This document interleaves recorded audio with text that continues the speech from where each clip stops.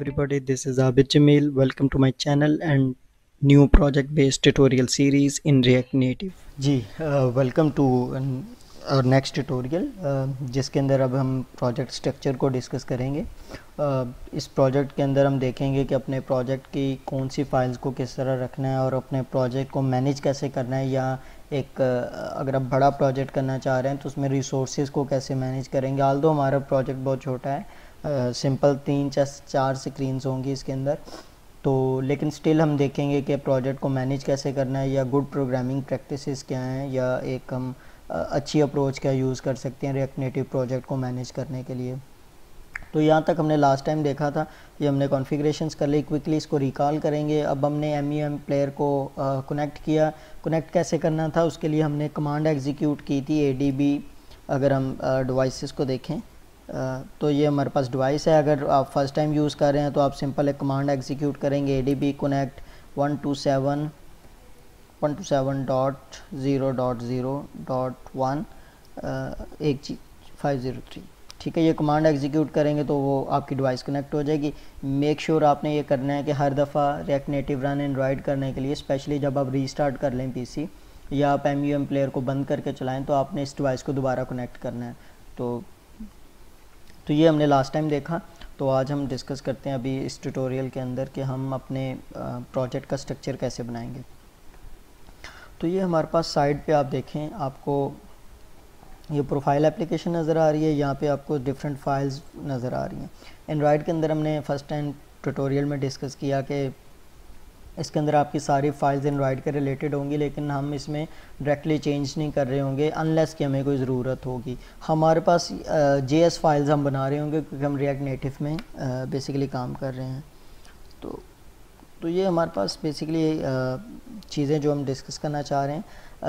आपकी सबसे पहले आपको नज़र आएगी package.json। अगर हम इसको ओपन करें तो यहाँ पे आपकी डिवाइस इन्फॉर्मेशन है, जैसे आपकी एप्लीकेशन का नेम क्या है, ठीक है, एंड्रॉयड का स्क्रिप्ट क्या होगा, iOS का स्क्रिप्ट्स हैं, ये डिपेंडेंसीज़ हैं जो हमने कुछ लाइब्रेरीज़ को ऐड कर रहे हैं हम। ठीक है, कोई हम लाइब्रेरी ऐड करेंगे वो ऑटोमेटिकली यहाँ पे एनलिस्ट होती जाएगी। ठीक है, पैकेज लॉक में अगर हम लॉक में आते हैं तो यहाँ पे कुछ और चीज़ें हैं डिफरेंट जो हमारे नोड मॉड्यूल्स के रिलेटेड है, या हमारे OS के रिलेटेड है। ठीक है, इसके अलावा अगर आप मेट्रो कॉन्फ़िग देखें हमारे सर्वर साइड के रिलेटेड है। ठीक है, हम फ़िलहाल इनको भी इग्नोर करते हैं तीनों चीज़ों को।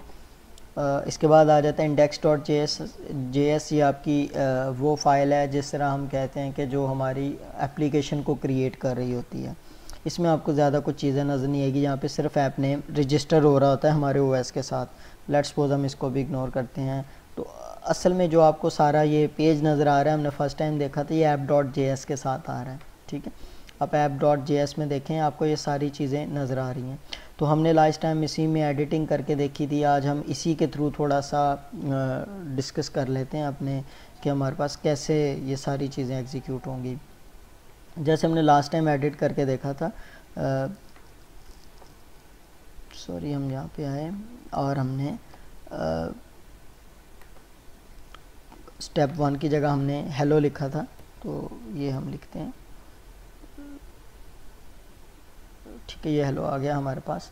तो ये हमारे पास सिंपल एडिटिंग है, इसको हम बाद में देखते हैं थोड़ा सा। इससे पहले हम थोड़ा सा प्रोजेक्ट को डिस्कस कर लेते हैं। तो हम यूजुअली एक अच्छी प्रैक्टिस ये है कि हम अपने रिसोर्स को जितने का है उसको मैनेज करें इन फोल्डर्स। कैसे हम मैनेज कर सकते हैं, मैं एक फ़ोल्डर बनाता हूँ। फ़ोल्डर का मैं नाम दे देता हूँ SRC stands for resources. Sorry, ये मैंने किसी फ़ोल्डर के अंदर गलती से बना दिया है, तो मैं इसको यहाँ पे क्लोज़ करके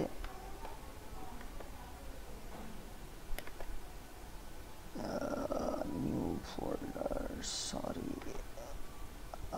मैं डायरेक्टली इसमें जाके न्यू फोल्डर कर देता हूँ SRC। तो ये मेरा सोर्स का फ़ोल्डर बन गया। इसके अंदर मैं अब अपनी कैटेगराइज़ कर लूँगा। जैसे फॉर एग्ज़ाम्पल अभी हम एक अच्छी अप्रोच की तरफ जा रहे हैं, तो मैं कहता हूँ कि स्क्रीन्स जो भी मेरे पास स्क्रीन्स होंगी वो इसके अंदर आएंगी। फिर मैंने न्यू फोल्डर एक बनाया कंपोनेंट्स। जो मैं कंपोनेंट्स बनाऊँगा वो यहाँ पे आएंगे। और इसके अलावा मैंने एक फ़ोल्डर ऐड कर लेता हूँ जैसे स्टाइल्स। जितनी मेरी स्टाइल के रिलेटेड चीज़ें होंगी वो इसके अंदर आएंगी, ठीक है। और इसके अलावा मैं एक चीज़ ऐड कर लेता हूँ, जैसे फॉर एग्ज़ाम्पल कॉन्स्टेंट्स, ताकि मैं कॉन्स्टेंट्स अपने इधर मैनेज कर सकूं, ठीक है। इसके अलावा अगर आप और इसमें कोई चीज़ ऐड करना चाह रहे हैं जैसे कि एसेट्स, जिसमें मैं अपनी इमेजेस वगैरह और सारी चीज़ें वो सेव कर रहा हूँ, तो ये बेसिकली बाहर आ गया है, तो मैंने इसको मूव कर लिया। ये दोनों इसके अंदर कॉपी हो गए थे, तो मैंने इसको भी मूव कर लिया है बाहर। तो ये मेरे स्टाइल्स हैं, इसको भी मैंने मूव कर लिया। तो ये मेरे पास अब देखेंगे आप कैटेगराइज हो गई हैं चीज़ें, एसेट्स हैं, कंपोनेंट्स हैं, कॉन्स्टेंट्स हैं, स्क्रीन्स हैं, या फिर मैं इसमें नेटवर्क का फ़ोल्डर बना सकता हूँ जिसमें मैं वेब एपीआई कॉल्स को मैनेज कर सकता हूँ। तो ये बेसिकली हमने अपने इस प्रोजेक्ट के लिए सारी चीज़ों को स्ट्रक्चर्ड करने के लिए फ़ोल्डर्स बना लिए हैं। इसमें हम फाइल्स ऐड कर सकते हैं डिफरेंट, वो हम फिर लेटर ऑन देखते जाते हैं कि किस तरह कौन सी चीज़ कहाँ पे हमें ऐड करनी चाहिए। तो फ़िलहाल हमने इसमें देखा है कि हमने अपने एक गुड प्रोग्रामिंग प्रैक्टिस यूज़ करते हुए, आल दो हम सारा कुछ डायरेक्टली क्लासेस के अंदर भी कर सकते हैं, लेकिन वो एक अच्छी अप्रोच नहीं है, तो हम एक बेटर अप्रोच की तरफ जाना चाह रहे हैं, तो हमने कैटेगराइज कर लिया है। अच्छा, एक इम्पॉर्टेंट टर्म वो यहाँ पे यूज़ करना ज़रूरी है। एक टर्म यूज़ की जाती है कि हम अपने प्रोजेक्ट का बॉयलर प्लेट बना लें। बॉयलर प्लेट एक ऐसी टर्म यूज़ की जाती है, स्पेशली इंटरव्यूज़ में डिस्कस की जाती है, या फिर क्वेश्चन पूछा जाता है, या फिर आप इन्वायरमेंट में जब आप डेवलपमेंट कर रहे होंगे तो एक आप ऑनलाइन देखेंगे कि लिखा होगा कि डाउनलोड दिस बॉयलर प्लेट। तो बॉयलर प्लेट कोई बहुत रॉकेट साइंस नहीं है। बॉयलर प्लेट बेसिकली ये है कि हमें हर दफ़ा जब हम नया प्रोजेक्ट बनाते हैं, आपने देखा होगा कुछ स्टेप्स हमें रिपीट करने पड़ते हैं, लोकल प्रॉपर्टीज सेट करनी पड़ती हैं, कुछ बेसिक लाइब्रेरीज़ हमें लाजमी ऐड करनी पड़ेंगी, जैसे हमने टेक्स्ट व्यू यूज़ करना है, कुछ स्टाइल्स यूज़ करने हैं, ठीक है, हमें बहुत सारी लाइब्रेरीज़ यूज़ करनी पड़ती हैं। तो हम बॉयलर प्लेट का मतलब है कि मैं अपना एक प्रोजेक्ट बना के डिफ़ॉल्ट रख लूँ, ठीक है, जिसमें ये सारी कॉन्फ़िगरेशन, सोर्स फाइल के सारे फ़ोल्डर्स और सारी मैंने बेसिक सेटिंग्स की हूँ, ताकि मैं जब भी नया प्रोजेक्ट स्टार्ट करूँ तो मैं उसी की कॉपी जनरेट करूँ और उसमें अपना कोड करना स्टार्ट कर दूँ। तो ये बेसिकली एक बॉयलर प्लेट है।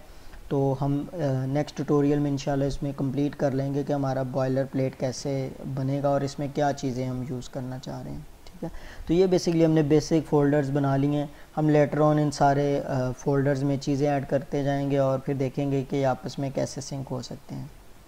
तो इस ट्यूटोरियल में प्रोजेक्ट स्ट्रक्चर ही हमने डिस्कस करना था, तो एक प्रैक्टिस को भी हमने डिस्कस कर लिया और थोड़ा सा रिकॉल था।